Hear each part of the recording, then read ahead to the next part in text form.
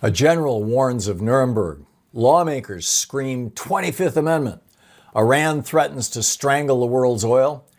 Trump is melting down and he's dragging America with him. Good evening. This is the Commonwealth Report, news for the public, not the powerful. Follow us on commonwealthreport.news. Iran just threatened to choke off a quarter of the world's oil. What happens next? We already knew Trump's war had shut the Strait of Hormuz, which normally carries 20% of the world's oil. Now, Iran is threatening to slam shut a second choke point. A top advisor to Supreme Court Khamenei warned Sunday that Iranian allies could close the Bab el-Mandeb, the strait between Yemen and the Horn of Africa, that carries 10% of global trade and 5% of the world's oil.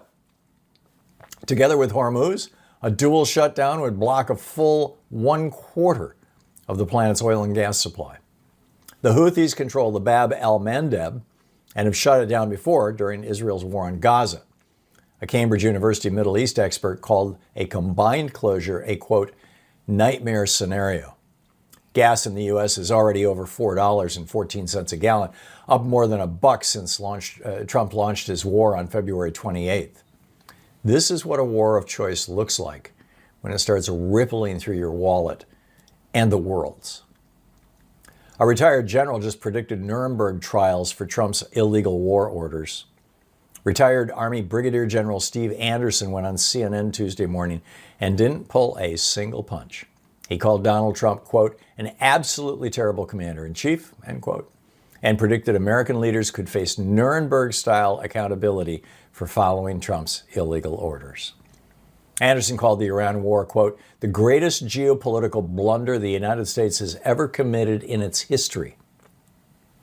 Trump hasn't set clear, definable objectives the military can actually execute, Anderson said. Meanwhile, Trump posted on his Nazi-infested social media site that, quote, a whole civilization will die tonight if Iran doesn't meet his 8 p.m. deadline to reopen the Strait of Hormuz. International legal experts have already said that bombing civilian bridges and power plants would constitute war crimes.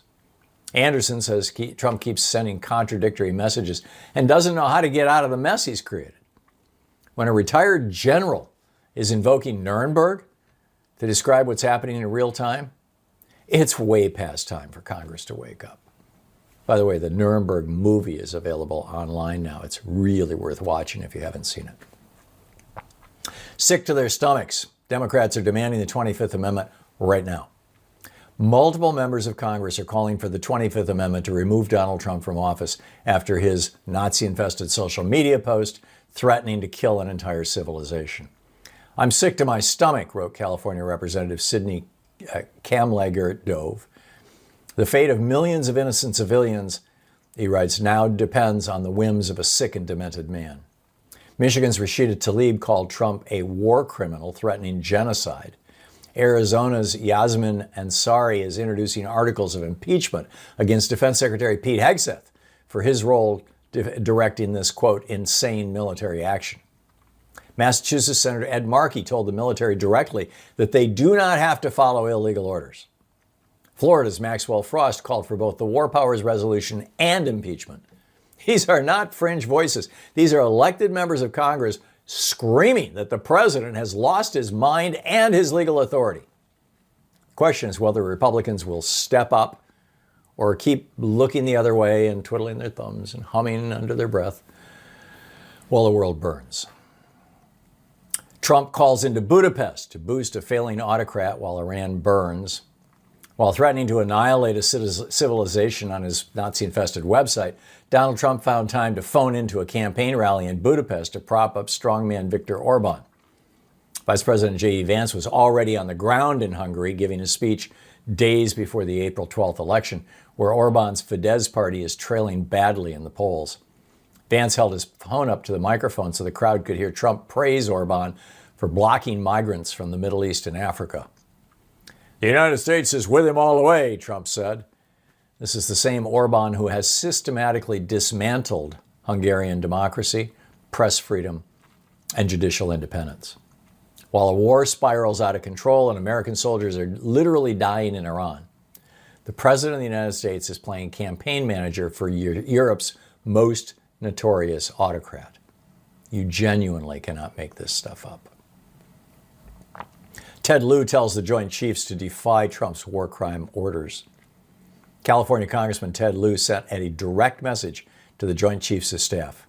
He cited the Uniform Code of Military Justice and told military leaders plainly that orders to eradicate a civilization are illegal and that soldiers who carry out war crimes will be prosecuted by the next administration. It's a remarkable moment, really. Lieu is essentially asking the nation's top military brass to stand between an unhinged commander-in-chief and a potential atrocity. Joint Chiefs Chairman General Dan Kane reportedly raised concerns about the Iran war before it started, and Trump ignored them. There's an ugly backdrop here.